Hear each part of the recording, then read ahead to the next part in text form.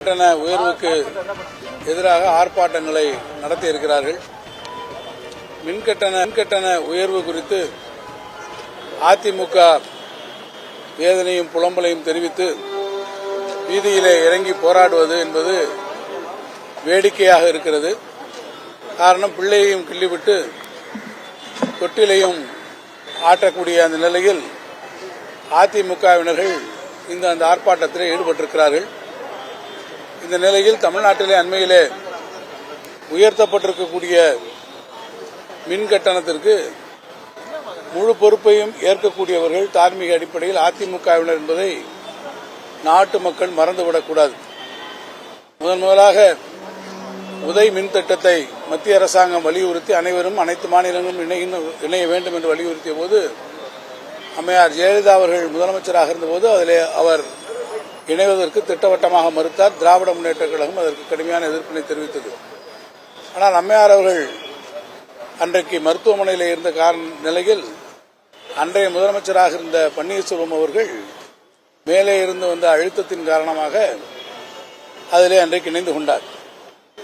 அம்மையார் அவர்கள் உயிரோடு இருக்கின்ற வரையில் அதற்கு இணைவதற்கு எதிர்ப்பு தெரிவித்த நிலையில் அன்றைய தினம் அமைச்சராக இருந்த பியூஷ் கோயல் அவர்கள் சென்னைக்கு வந்து இந்தியாவிலே தமிழ்நாடு தான் தனி மாநிலமாக இருக்கிறது, இங்கே இருக்கக்கூடிய முதலமைச்சரை பார்க்கக்கூடிய முடியவில்லை, அமைச்சர்களை கேட்டால் அனைவரும் அங்கே இருந்து வர வேண்டும் என்று சொல்லி அவர்கள் எதையும் சொல்ல மாட்டேன் என்று சொல்கிறார் என்பதெல்லாம் விமர்சனம் செய்து அதற்கு பதிலடியாக அன்றைய அமைச்சர் நத்தம் விஸ்வநாதன் அவர்கள் பியூஷ் கோயல் அவர்கள் மீது சீறி பாய்ந்த நிகழ்ச்சிகளெல்லாம் அன்றைய தினம் இருக்கக்கூடிய பத்திரிகைகளிலே பெருவாரியாக வெளியே வந்திருக்கிறது என்பதை நாம் மறந்துவிட முடியாது. அதற்கு பின்னாலே கடந்த 2017ஆம் ஆண்டு ஜனவரி மாதம் 9ஆம் தேதி உதய் மின் திட்டத்திலே அன்றைய மின்துறை அமைச்சர் கையெழுத்திட்டு தமிழ்நாட்டையும் அதில் இணைத்துக் கொண்டதற்கு பிறகுதான் இந்த மின்சார கட்டணங்கள் என்பது ஒவ்வொரு வருடமும் பல்லாண்டுகளுக்கான அந்த மின்சார உயர்வுக்கு தமிழ்நாடு அரசு ஒப்புதல் தெரிவித்து அதில் மிக முக்கியமான அந்த ஷரத்தில் அந்த ஒப்பந்தத்தில் அவர்கள் கையெழுத்திட்டார்கள்.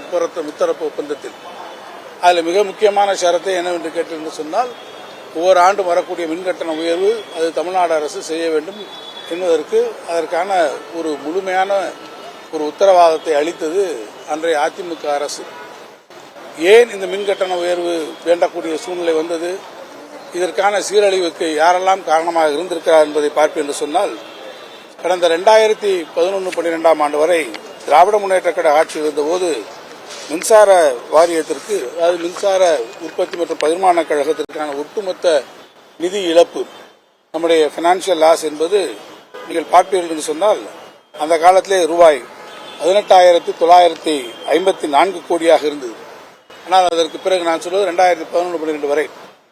பின்னால பாத்தீங்கன்னா ஒரு 10 ஆண்டு காலம் அதிமுக ஆட்சி அவருடைய திறனற்ற அந்த நிர்வாகத்தின் காரணமாக இந்த செலவு என்பது ஏறத்தாழ 94,312 கோடி ரூபாயை அதிகரித்து 31/3/2021 நாங்கள் ஆட்சி பொறுப்பினை ஏற்றுக்கொள்வதற்கு முன்பு வரை 1,13,266 கோடியாக இந்த தமிழ்நாடு மின்சார உற்பத்தி கழகம், பகிர்மான கழகம், அதேபோல அதனுடைய உற்பத்தி மற்றும் பகிர்மான கழகத்தினுடைய ஒட்டுமொத்த நிதி இழப்பாக இருப்பது 1,13,266 கோடி. இதற்கு காரணம் யார்? இந்த நிதி இழப்புக்கு காரணம் யார் என்று கேட்டால் அதிமுக அரசு. ஆனால் பின்னாலே வந்திருக்க திராவிட முன்னேற்றக் கழக அரசு இந்த நிதி இழப்பினை 2021-22 100% அரசாங்கமே ஏற்றுக்கொண்டிருக்கிறது. இது மட்டுமல்லாமல் இந்த நிதி இழப்பை அரசு வழங்காத காரணத்தால், முந்தைய அரசு அதற்கு வழங்காத காரணத்தால் இந்த நம்முடைய டிஎன்இபிக்கு இருந்த கடன் 43,493 கோடி ரூபானது இந்த 10 ஆண்டுகளிலே 3 மடங்கு அது உயர்ந்து 2021-22 நாங்கள் ஆட்சி பொறுப்புக்கு வருவதற்கு கடன் மட்டும் 1,59,823 கோடி ரூபாயாக வந்திருக்கிறது. இந்த கடனுக்கு வட்டி கட்டணும் இல்லையா, அந்த வட்டி 11-12 திராவிட முன்னேற்ற கழக அரசு இருக்கிற வரை 4,588 கோடியாக இருந்த இந்த வட்டி 259% அந்த வட்டி கூடி 2020-21 ஆண்டிலே 16,511 ரூபாய் வட்டி மட்டும் இதற்கு வந்திருக்கிறது. ஆக இவர் முழுமையாக இந்த காரணத்திலே இந்த சூழ்நிலையில் தான் இவர்கள் நம்முடைய மின் உற்பத்தி மற்றும் பகிர்மான கழகத்தினுடைய நிதியை இந்த அளவிற்கு ஒரு மோசமான நிதிநிலையிலே அவர்கள் வைத்திருக்கிறார்கள். இதன் காரணமாக இருக்கக்கூடிய தொடர்ச்சியான இந்த இழப்புகளை சரி கட்டுவதற்காகத்தான் இந்த மின்சார கட்டணம் உயர்த்தப்பட்டு TNREC மூலமாக வெளியிடப்பட்டிருக்கிறது.